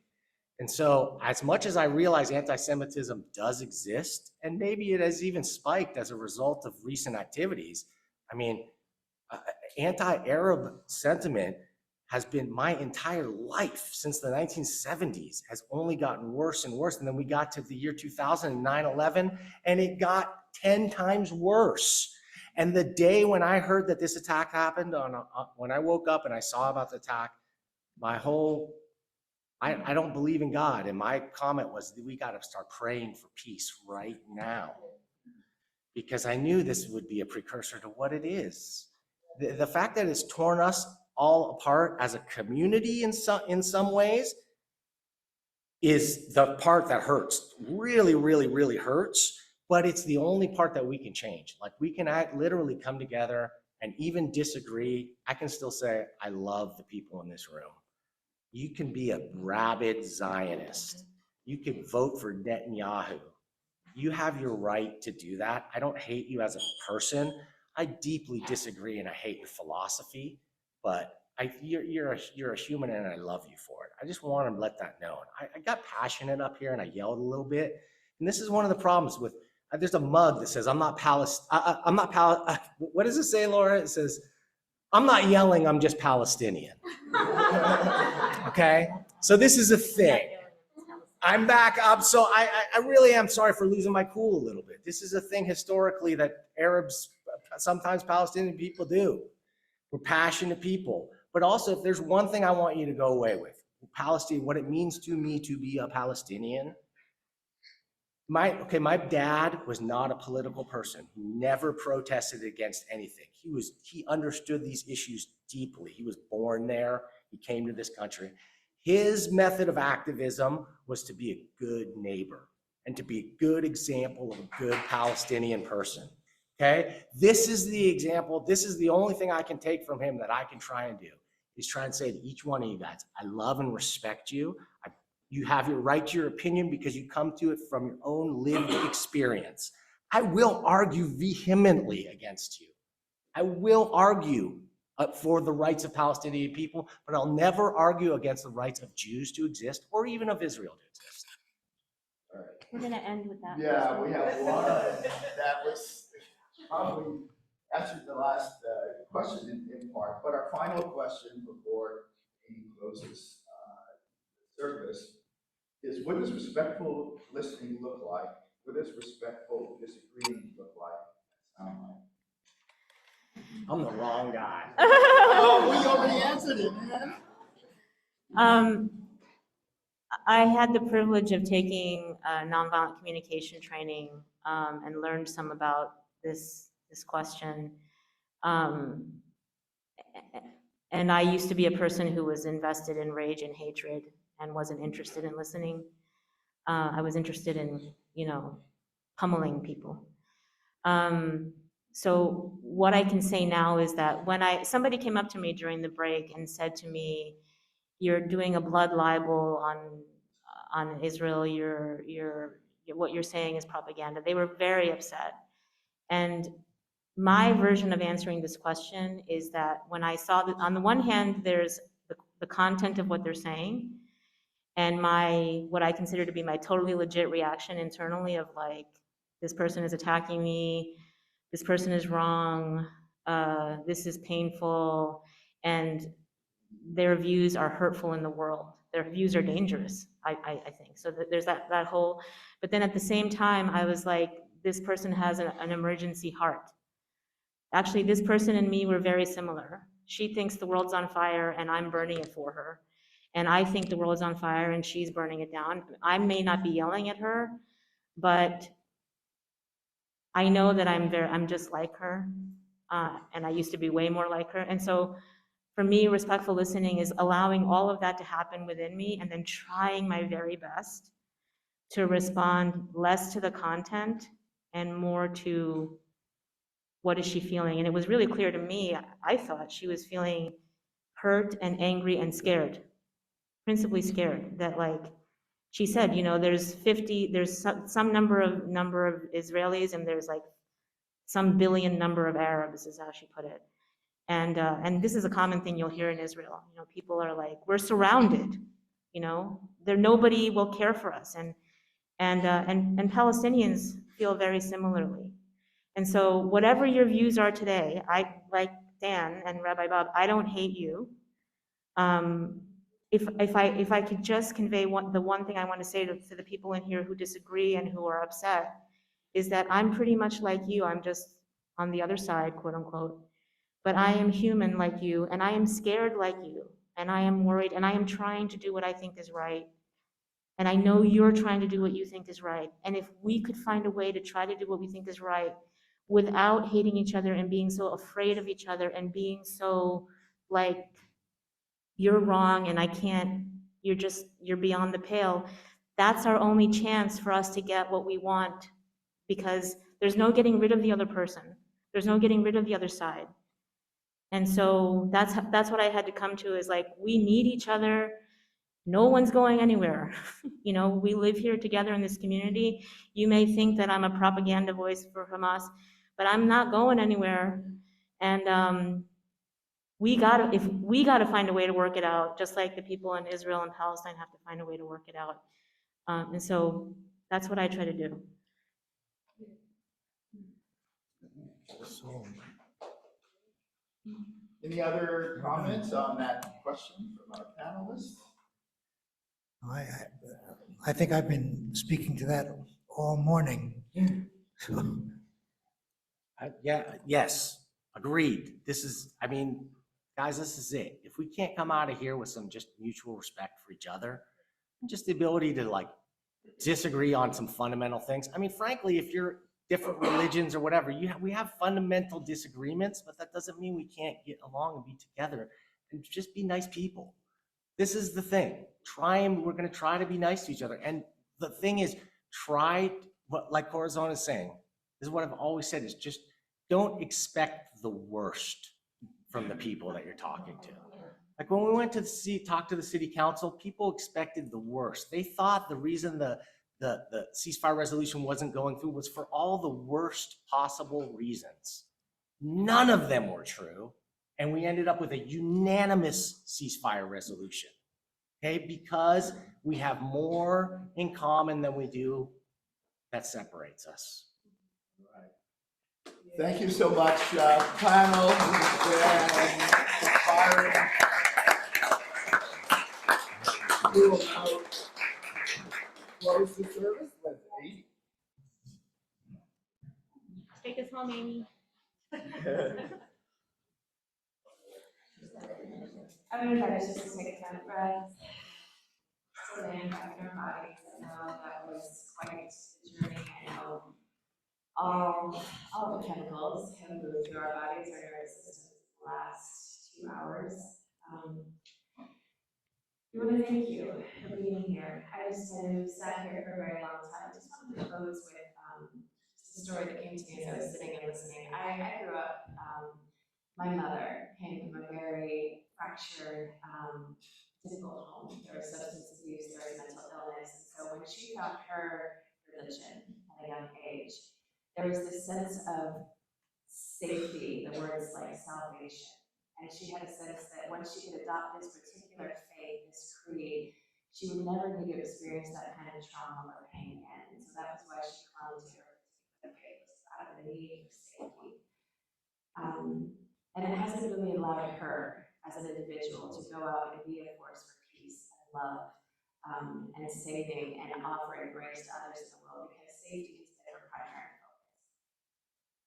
For me, my own particular faith, and I don't know what your particular belief system is, I don't know what your practice looks like, but I can only speak for myself that I believe that my practices, my belief system is not necessarily to keep me safe, but it's to equip me to be a force for good and love and justice in this world. And so I would ask that all of you here today take what you have been given, what you have received, take that with you, alchemize that. Let your particular faith, your creed, your belief system, your sacred experience and practice help you be that force for grace, for love, for justice, however that resonates in your being, because I ultimately believe that is what we all want. So thank you for being here. I want to invite us all to rise And I would invite you to come into the circle, just to, again, physically embody the sense of unity. I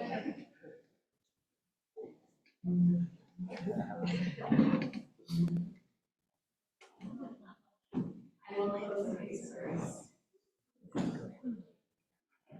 from the Reverend Eric Hewitt, another UU minister, who writes, "The hand in yours belongs to a person whose heart is sometimes tender, whose skin is sometimes thin, whose eyes sometimes fill with tears, and whose laughter is a beautiful sound. The hand that you hold belongs to a person who is seeking wholeness, and trust that you are doing the same. As you lead this sanctuary, may your hearts remain open, may your voices stay strong, and may your hands remain outstretched." We have a song that we'd like to sing. I wonder if we should just sing the same song that we started. Yeah, let's say that works. And then send each other out into the day. When I breathe in, I breathe in peace. When I breathe out, I breathe out love. When I breathe in, I breathe in peace. When I breathe out, I breathe out love. Thank you for being here today. Shalom, assalamu alaikum, blessed be, asher, abo, amen. Meeting to another experience.